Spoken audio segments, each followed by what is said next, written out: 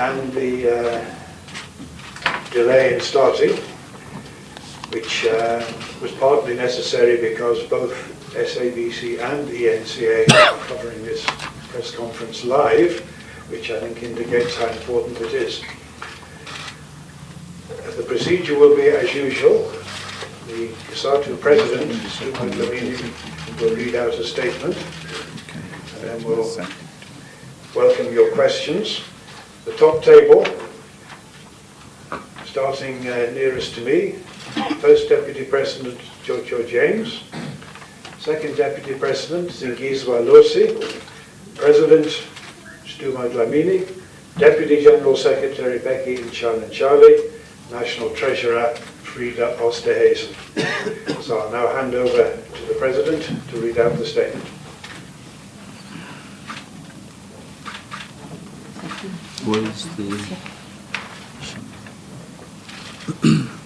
Thank you very much, Comrade Patrick, and good day to everyone present.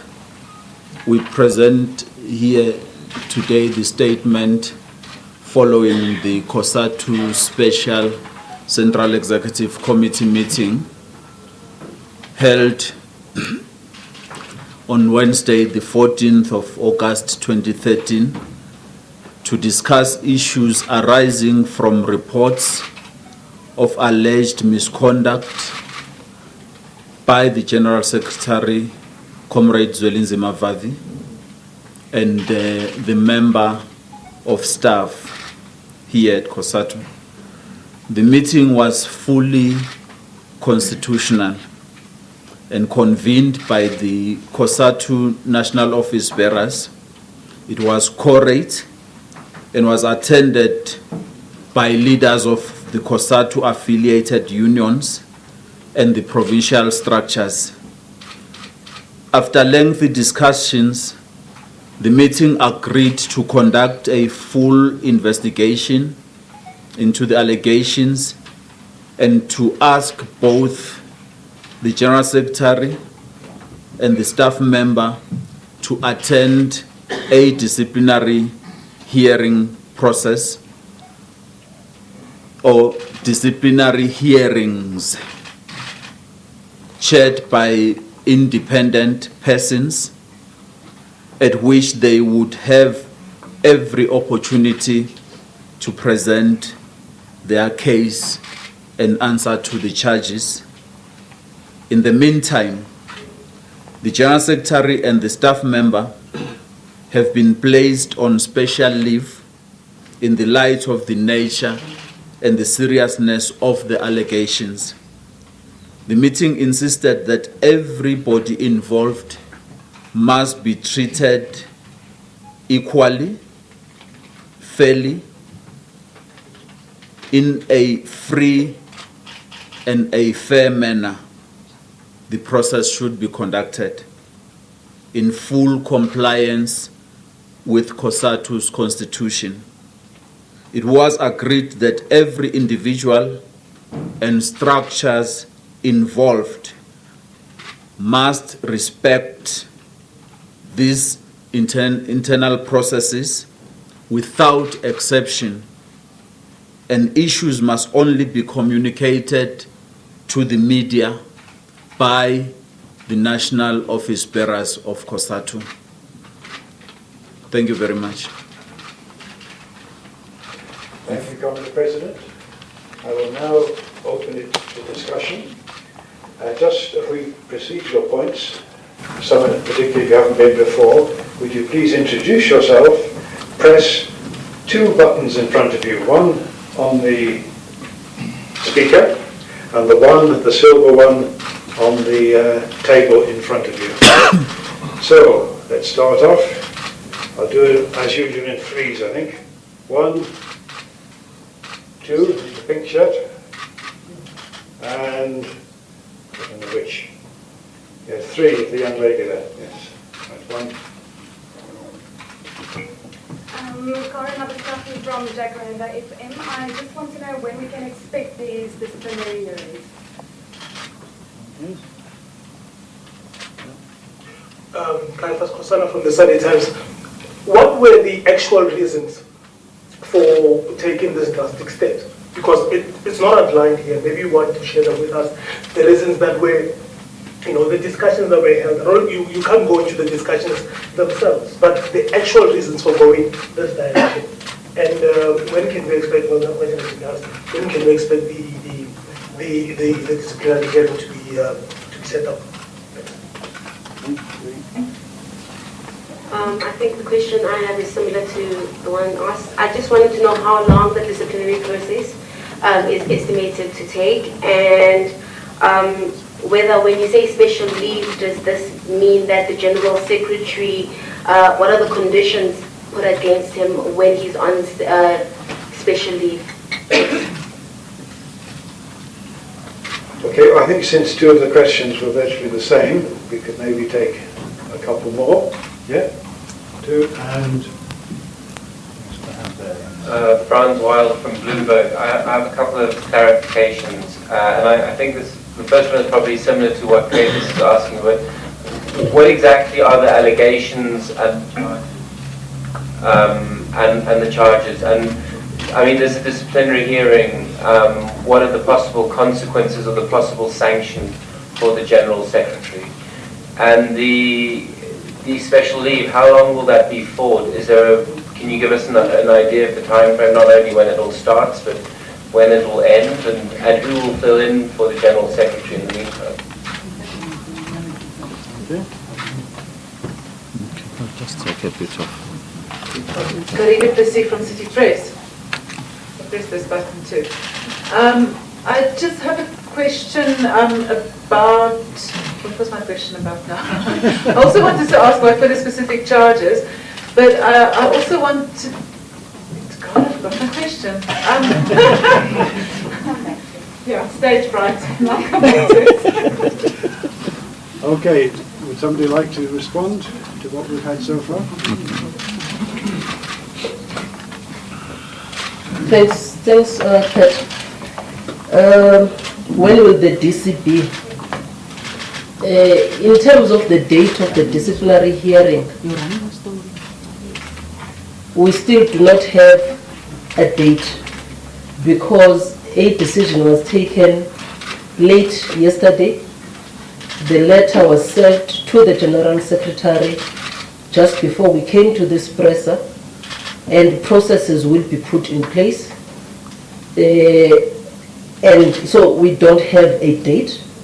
But in terms of the length of the special leave, the CC said by the time we go to the next Central Executive Committee of the Federation, that will be on the 16th to the 18th of September, a report should then be given to that Central Executive Committee meeting, which will then mean from now to that time of the Central Executive Committee, it will be 4 weeks that we have to ensure that an independent, because the persons that will be dealing with the issue, they are not going to be national office bearers of the Federation nor affiliates, but an independent person or persons from outside the Federation who will be able to listen to the processes of that disciplinary hearing.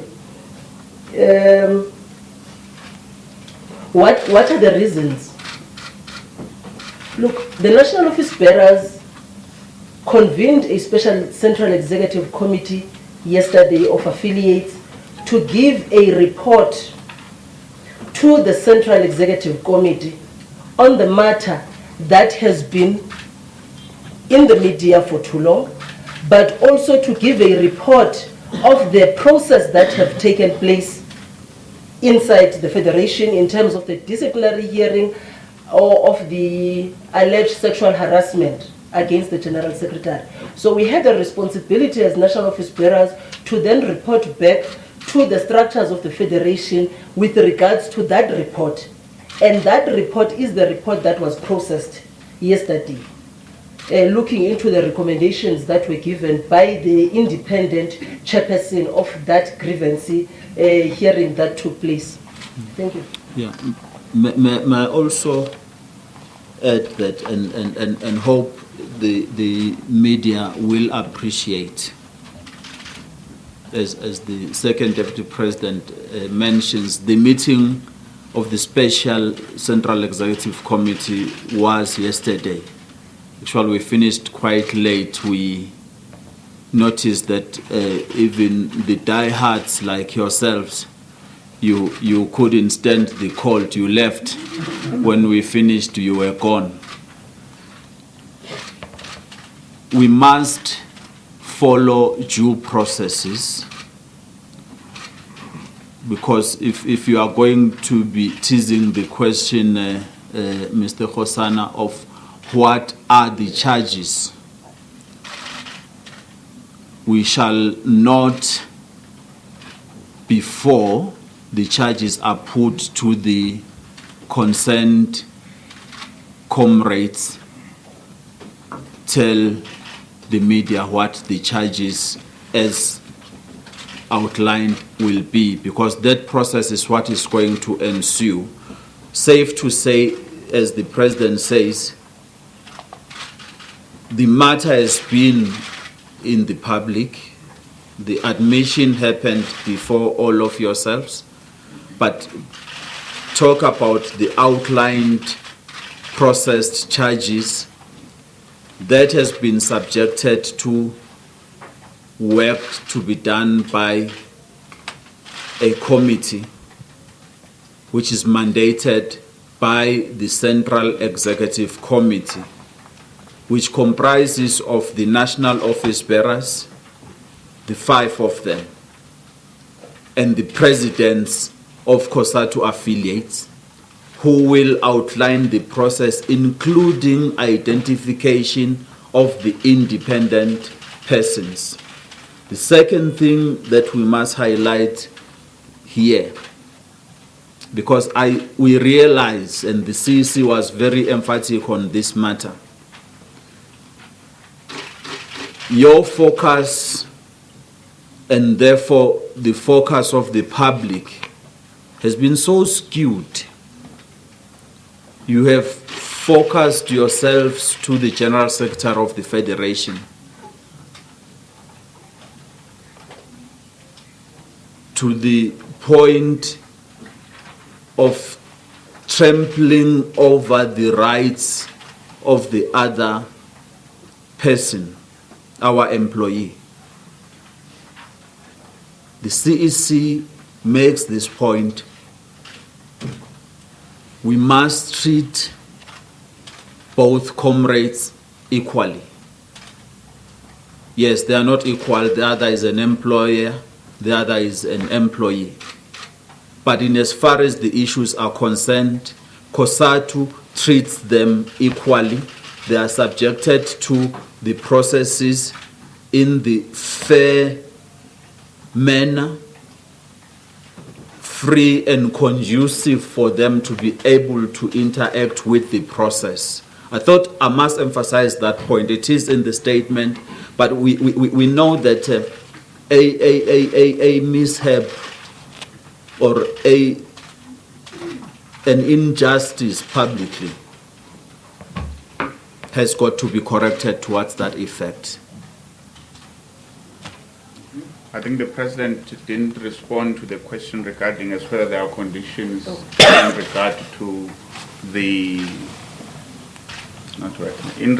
to the conditions of the special leave. Indeed, the General Secretary has been released from all his official duties as the General Secretary during this period of investigation, and such time that the outcome of the hearing is known. So during that period, he will not perform his duties or his official duties in terms of the Constitution as the General Secretary of the Federation. In terms of who normally stands in when the General Secretary is not around or is suspended, is only dealt with in terms of the Constitution. Is a normal kind of function. Office bearers work as a collective and they do their work. And if you hear for an example, on the accusation that the letter of the CEC was sent by Deputy General Secretary and therefore is intrample to the Constitution is not correct. If you read the Constitution, is that the Deputy and the General Secretary, they work together. It means, and it officially means that the Deputy General Secretary performs the duties performed by the General Secretary in his absence. That's what is happening now. Don't ask us about tomorrow. That is what is happening right now. Okay, another round. 1, 2, and one down there. Yes, 3 down there.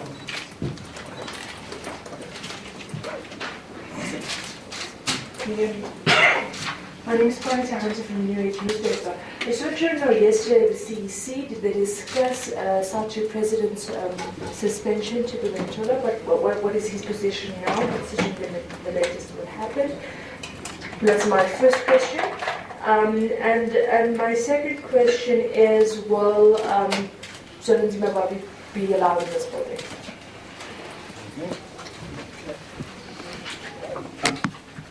Chulasizwe, ENCA. Can we just get to the bottom of it? The issues that have been raised by your various affiliates, including and specifically NUMSA, were those dealt with? The complaints about the convening of the meeting, the constitutionality thereof, would you say those were dealt with to everyone's satisfaction? I would suggest not. NUMSA still seems to be pretty much aggrieved.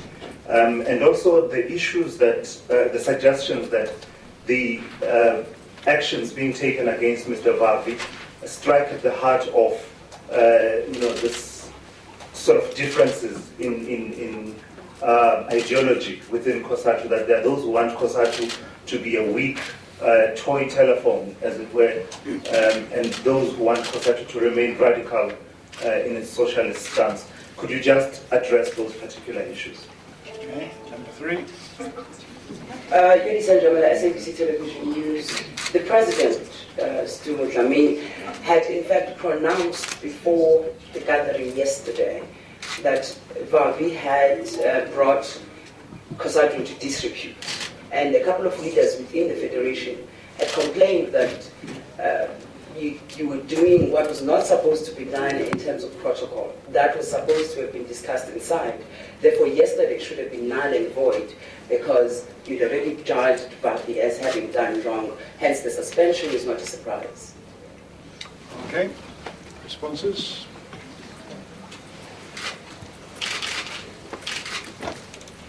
The special CEC was convened following Cosatu's constitution.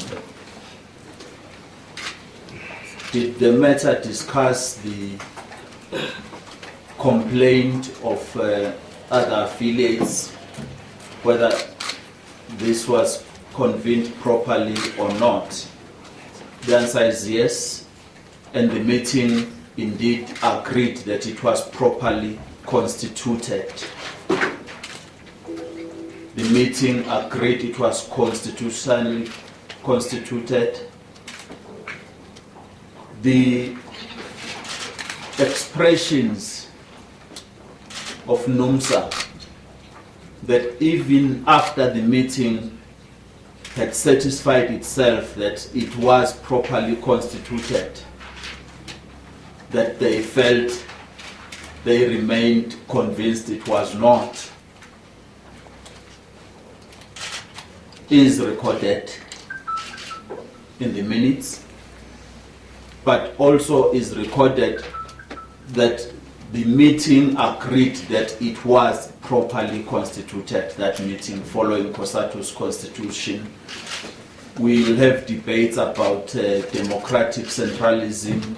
We'll have debates about what if I'm not happy about the meeting itself.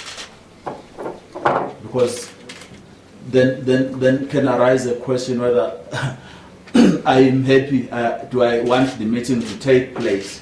That will be different from is the meeting properly constituted?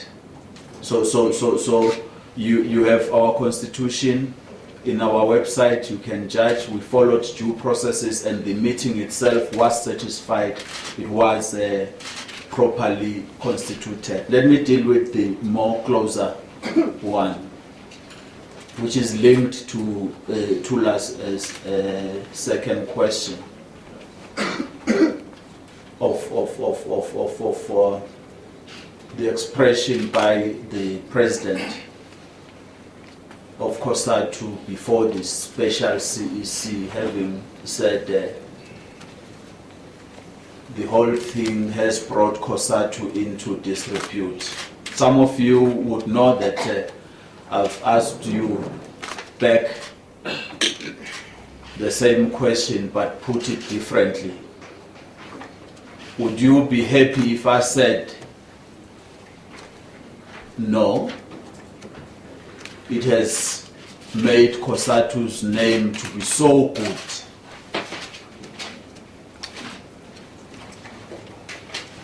I've asked yourself, you can't answer me when I ask you that question. Should I have said the opposite? Would it have made you feel better? That is now what's under the bridge. The CEC never discussed it because it was not an issue for discussion. The rationalization of the whole thing to be in the purview of deep divisions and politics in the federation is an unfortunate assertion, really, comrades, and we continue in each and every moment we can get. One, to persuade yourselves that even if you have your internal sources saying or telling you that the president has his followers at Cosatu, the General Secretary has his followers at Cosatu, we don't build organizations like that. It's a perception that has now found itself to be a fact in society. We do not want to continue. What we are focusing at is how best do we build this Cosatu. We found it here. We will go. Cosatu will remain the workers' anchor in South Africa. To continue to perpetuate this in whatever way is dangerous. Those who continue to even drive a wedge between leaders, not the slave drivers, are helping the enemies of Cosatu.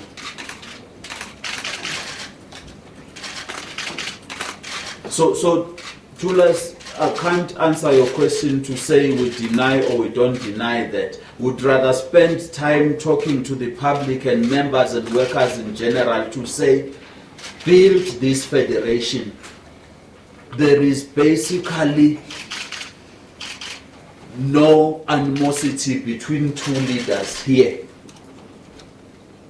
Cosatu engages in its own processes.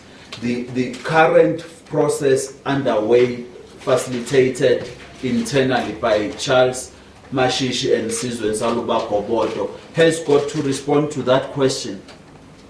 It is dangerous for everybody to keep on repeating what is under discussion internally right now and repeat it publicly. It becomes worse when you then focus on the current issue under discussion and say it is informed by politics. It cannot be. This one cannot be at all. It just cannot be. And everybody keeps repeating that lie. There is no political conspiracy.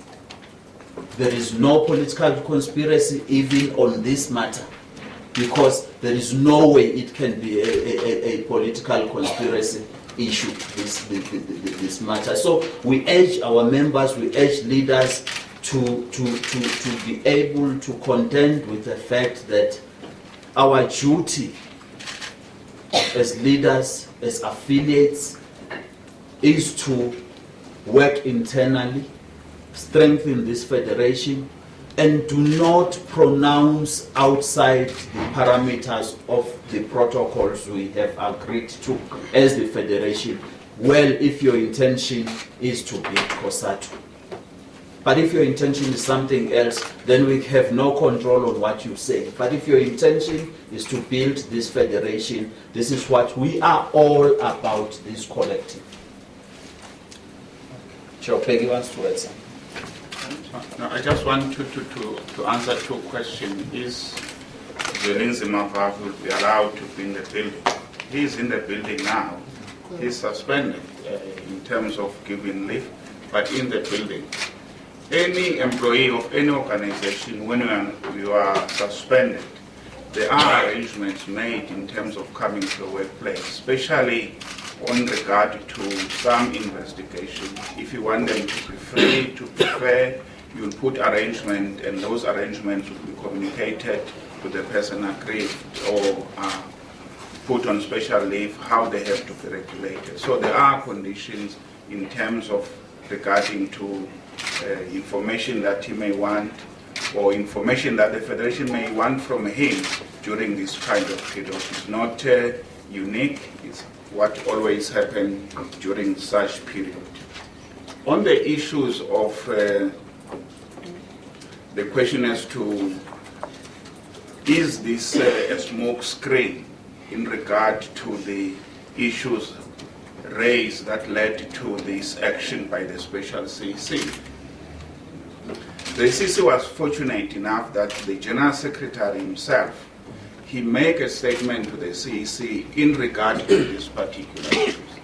Not fabricated. He confirmed that he made a misjudgment from his part. He pleaded guilty. He apologized. So anybody who can come up and say, no, there's a big agenda here. There's nothing of this nature that's happened. People are just witch hunting the General Secretary. The answer is there to be seen. There has been some misconduct or alleged misconduct in terms of our procedures until proven otherwise, despite that the General Secretary has made admission publicly. We don't, in the Federation, use those public statements as a way of following this particular procedure.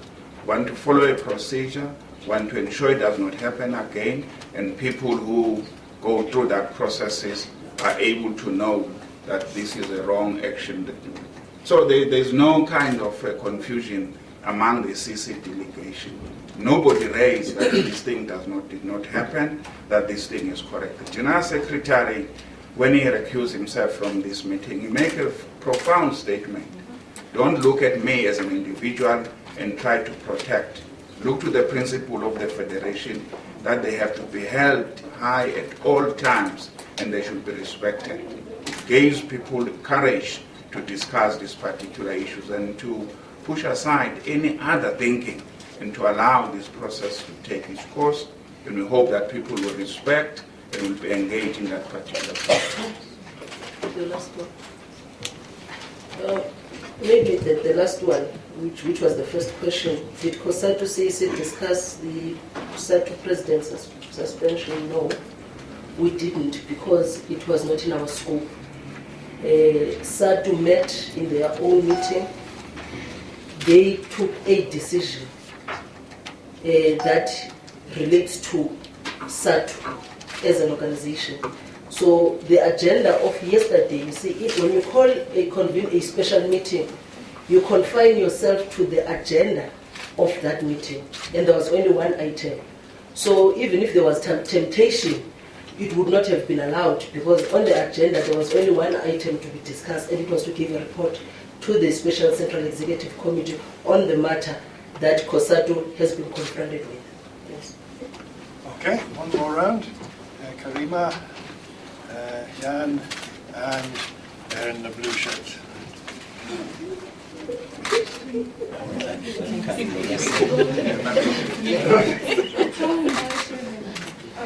I wanted to ask if the General Secretary and the employee, the two people that have been put on special leave, will they be allowed to have special representation in the disciplinary hearing, and what the procedures of Cosatu allow for?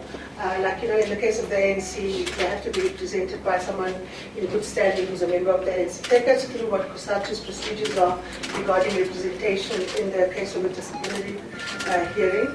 Are they going to be allowed to be able to call witnesses? And then, I know you don't want to speak to the specific charges, but we've had a situation where a case, a charge of rape was lodged and then withdrawn.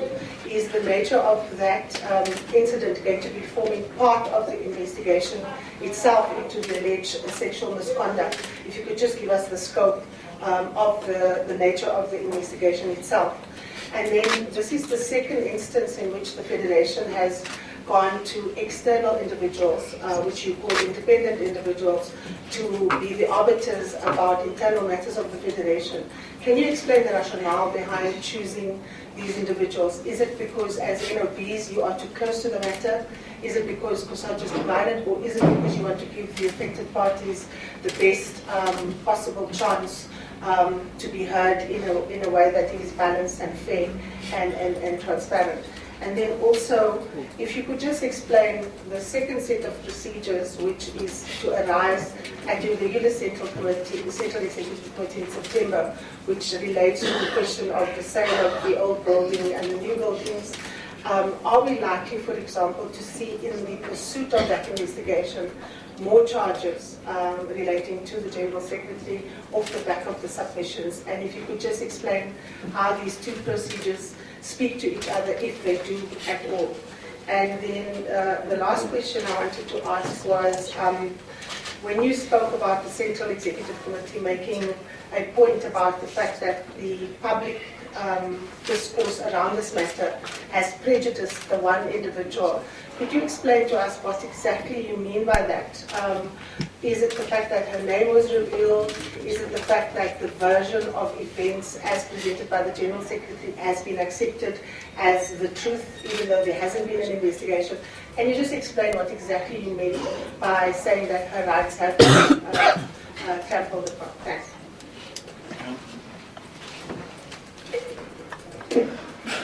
Jan from the Old Newspaper. I'd just like to know whether it's correct that the NUM wasn't allowed to participate due to being not up to date with their affiliation, please. And secondly, whether NUMSA's objection, the second objection, that this is actually selective prosecution. Some of the people in the room have been accused in equally well published incidents of similar transgressions, and nothing has been done against them. Also, Cosatu's support for President Jacob Zuma during his campaign in similar transgressions. What were your response to those objections by NUMSA? Okay. Sorry, I just had an additional on NUMSA, on the threat to withdraw from the Federation. I know that we only had one issue on the agenda, but certainly the political circumstances under which this matter is discussed, I mean, they believe that yesterday's meeting was unnecessary, and they threatened to withdraw from the Federation. Did that discussion in any way take place, even if on the sidelines, and if so, can you explain what the nature of those discussions were? Okay.